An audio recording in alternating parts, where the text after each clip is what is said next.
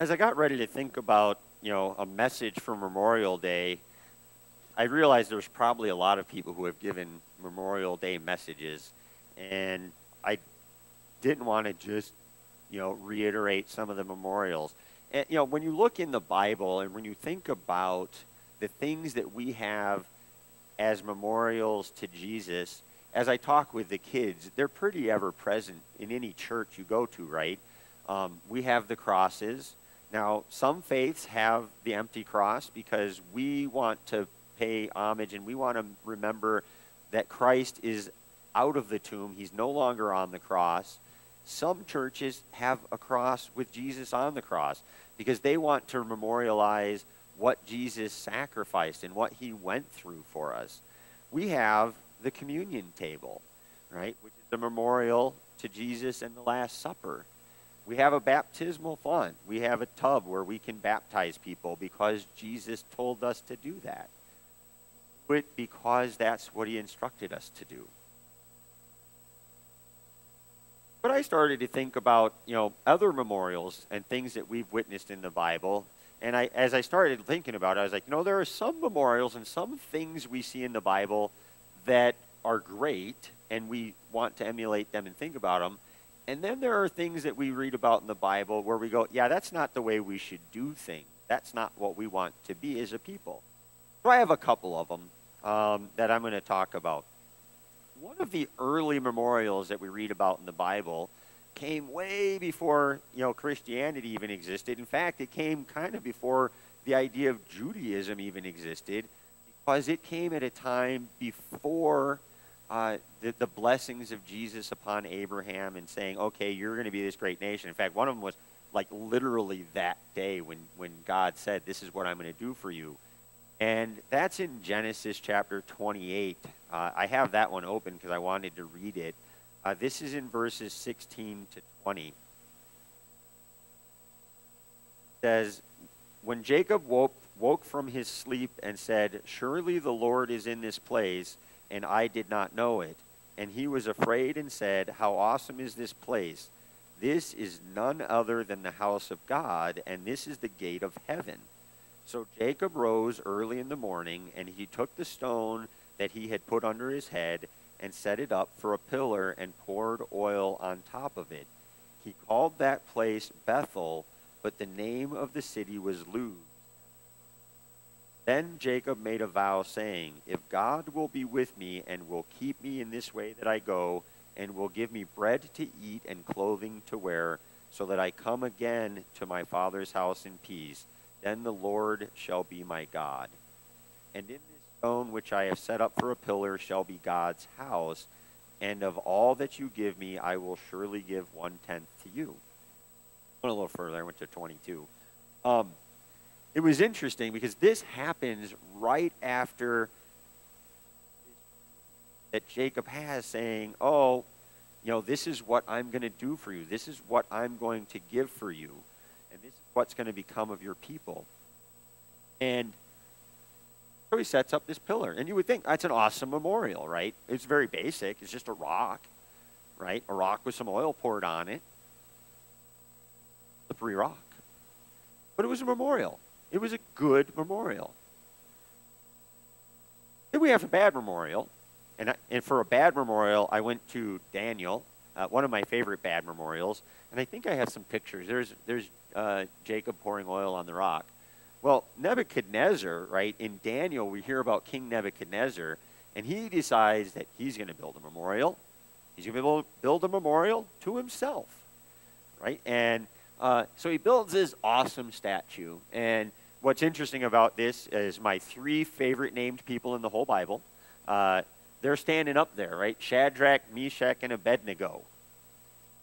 Right? Just it happens to be my favorite names in the Bible. Shadrach, Meshach, and Abednego, they're standing there because they refuse to bow down to that idol. Everybody else is bowing down because they've been told, oh, you're going to bow down to this altar. Well, this is a bad memorial, and we know what happens to bad memorials in the Bible, right? I think we got a picture. What's funny is Daniel had told Nebuchadnezzar about this idol that he had seen. And Barb, can you advance to the next slide? That's the dream that Nebuchadnezzar had. And that's actually what was happening in the dream. Fireball, taking the feet out from under it, collapsing everything, and the whole thing falls down. Daniel told Nebuchadnezzar what that dream meant.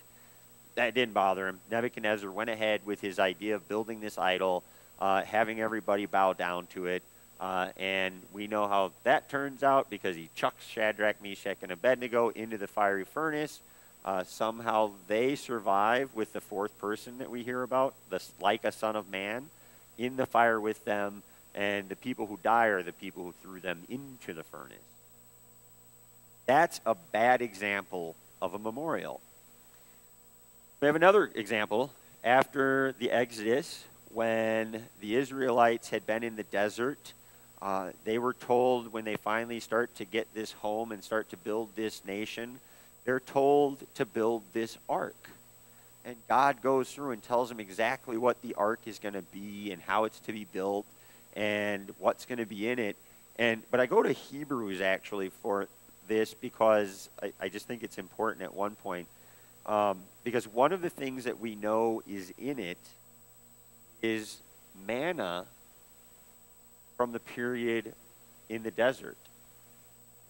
In Exodus 9, they talk about what's going on with the tabernacle and that, and they say, in it stood the golden altar of incense and the ark of the covenant overlaid on all sides with gold, in which there were a golden urn holding the manna and Aaron's rod that budded and the tablets of the covenant. Now understand, the Israelites didn't just go out and say, oh, we're going to build this box and put a bunch of stuff in it so we can remember what happened. They were told by God to build the ark and exactly how to build it and what would go in it. Another example, this is something they carried around with them. This is something that was a part of their temple.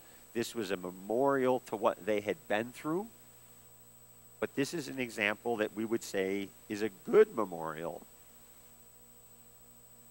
But in Exodus, we also have examples of bad memorials or bad things that we would do. And again, you have to go to the intent and what it's there. But in Exodus 32, about the people are in the desert. They're freaking out because Moses has gone up onto this mountain. He's been gone longer than they think is acceptable. They've been waiting around and waiting around and waiting around. And finally they turned and said, you know what? We need something else to follow because this whole God thing's not working for us. So, okay, everybody take all your gold. We'll melt it down. We'll make this bull, right? We'll make this idol and we'll worship the bull. And bad example of a memorial, but I like these things because we can hear what happened because when Moses came down, he was pretty angry about it. So we know, what did Moses do in Exodus 32? We hear about Moses came down. He gets pretty angry about what his people are doing. Lights a fire, melts down the golden calf, floods it with water. Everything's burned to ash. He fills it with water, and then he makes the people drink the water. Right? Kind of highlighting that, no, this is not acceptable. This isn't the way we do things. This isn't right. Okay? Bad example of a memorial. Now, when you look at these examples, you can look at, well, what makes one a good memorial and one a bad memorial? And I would argue it's the intent. Right? What's the purpose? There is no doubt that Nebuchadnezzar had, himself in mind. Right? He wasn't thinking about anything higher than him. He wasn't thinking about anything better. He was thinking about himself. Ooh, worship me. I'm awesome. Israelites, when they build that golden calf, they had turned aside from God, had provided for them and had brought them out of exile, turn their back and they say, well, let's make this golden calf, because the golden calf is certainly going to be better than God. The golden calf, it hasn't done much for us, but let's make this golden calf and we'll pray, we'll worship that. Well, when you look at what Jacob did, Jacob took a simple rock. The reason that rock was a cool memorial and was a good memorial was because it was dedicated to God. it was put there, and he looked at it and he said, God is here. God is in this place. God is blessing me. I want to do something to pay homage to that and to memorialize it. And a rock was what he had. But the rock wasn't the important part. What was behind it is what was important, why he was doing it. Same with the Ark of the Covenant. The Ark of the Covenant is, at the end of the day, it's a box with a bunch of stuff in it. But it was built to honor God, and it was built to honor God's commands, and it was built to memorialize what God had done for his people. Look at that, and you can see how God is in it. In this case, literally God is in it, providing his manna and his rod and his testimony, his tabernacles, his temple or his templates or the tablets with his word on them. And as I said, we have a lot of things in this church, right? The church, we know it's just a bunch of walls with a bunch of stuff in it, right? Pastor Nick one time did a little bit of a demonstration with a Bible. I don't know if that one is still around. I don't know if we got rid of it, but right, he made a point of the fact that this is a book. Book that the words are important and we love what's in the book. But at the end of the day, this is just a book. I'm not going to tear the pages out of it. We don't need that example more than once. But not the paper and the binding and the printing that makes this important. It's God's word. It's what's in it that makes it important. We want that engraved in our hearts, right? So we keep that memorial. Likewise, this table. We come to this table on a monthly basis to share communion. It's not the table that is important. It's not the cloths that we put over it. Those are nice and they make it beautiful. But at the end of the day, it's the communion that we share that is the important aspect. It's memorializing that Last Supper that Jesus gave us. The same with the cross. The cross is there as a reminder that Jesus died, was buried, and came back to life that we might be freed from our sin. Important memorial, but at the end of the day, that's some wood in the shape of a cross. And it's the lesson and the reason that it's there that's important. Now, as we come today for Memorial Day, we realize that we're thinking about things that are not necessarily in the Bible. They're not necessarily biblical memorials, but they're important memorials. When I was looking for an idea of Memorial Day, I had to go to John 15, verses 9 through 17. This is when Jesus was talking about what he represented and what he was and what following him might mean. It says, "As the Father has loved me, so I have loved you. Abide in my love. If you keep my commandments,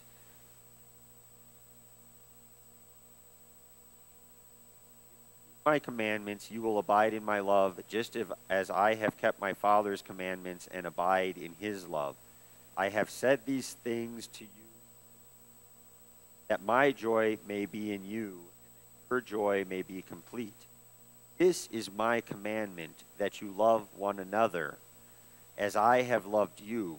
No one has greater love than this, to lay down one's life for one's friends. You are my friends if you do what I command you. I do not call you servants any longer, because the servant does not know what the master is doing. But I have called you friends, because I have made known to you everything that I have heard from my Father. You did not choose me, but I chose you, and I appointed you to go and bear fruit that will last, so that the Father will give you whatever you ask him in my name. I am giving you these commands so that you may love one another."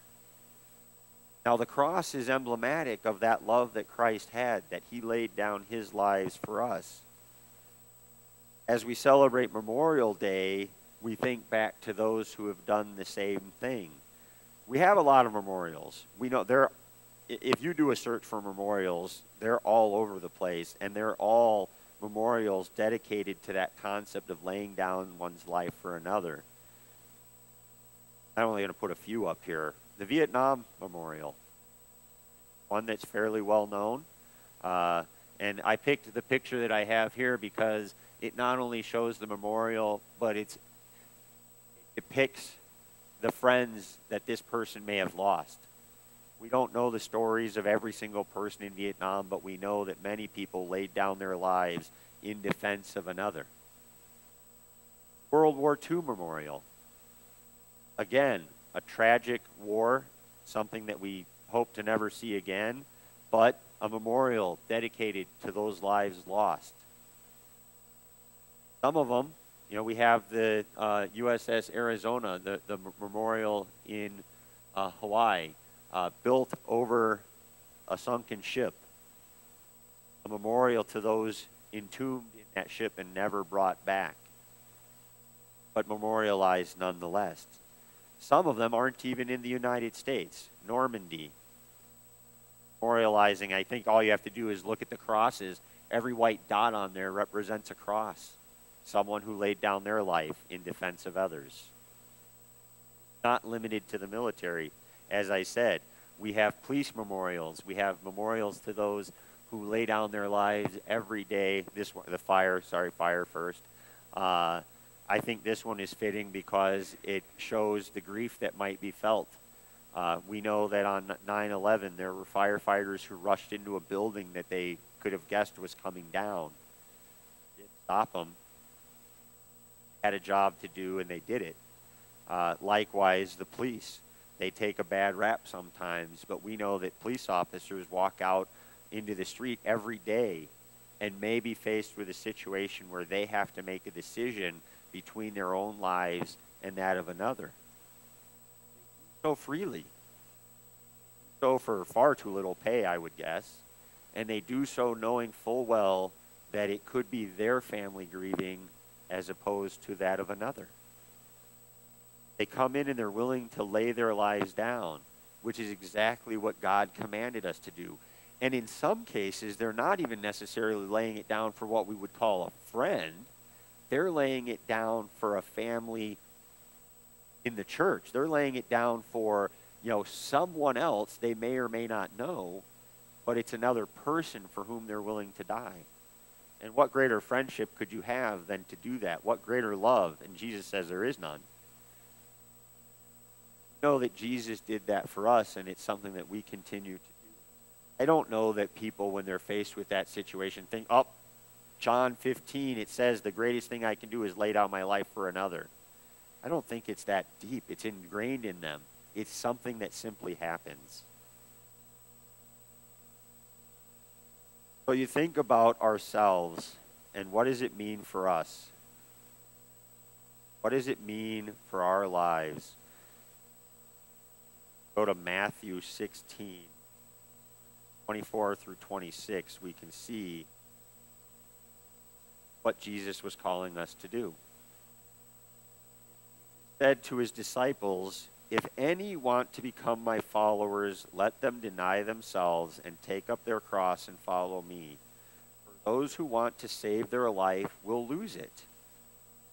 Those who lose their life for my sake will find it. For what will it profit them if they gain the whole world but forfeit their life? Or what will they give in return for their life?" Died on that cross for us. We memorialize it here with the ones that we have hanging on the walls. But Jesus wouldn't ask us really to, that's not the memorial he would want. The memorial that Jesus wants is the one he commands. That we would pick up that cross, that we would take it with us daily, that we would take it fully understanding that at some point we may be called upon to lay down our lives in the name of that cross. It may not be a physical death. It may be something that we're called to do. It might be a ministry where we have to give up what we're comfortable with. It Might be stepping out of our comfort zone and doing things that God is calling us to do and sacrificing what we have and want in the name of what He wants. Sometimes it might well be that ultimate sacrifice that we're called, where Jesus said, no greater love. No greater love do you have than the willingness to lay down your life for someone you call friends. Jesus calls us his friends. He laid his life down for us. Are we willing to do the same? Heavenly Father, called to lay down one's life for another is a difficult thing to consider. Most of us will never face that situation. Most of us will never be called upon to make that sacrifice, but some of us might. I ask that you be with us at any time at all the times during our lives when we're called upon to do things in your name. Sometimes they're easy, sometimes they're hard. Times when it's difficult, we ask that you be with us and give us the strength and the wisdom, power to do those things that you call upon. We ask that you be with us during those difficult times, during those easy times, so that when we are called upon for that sacrifice, whatever it may be, rather than turning away and look at you and say, yes, I will do that. Just as Christ did on the cross, just as Christ, faced with a difficult situation that he would have rather avoided, said, your will, not mine.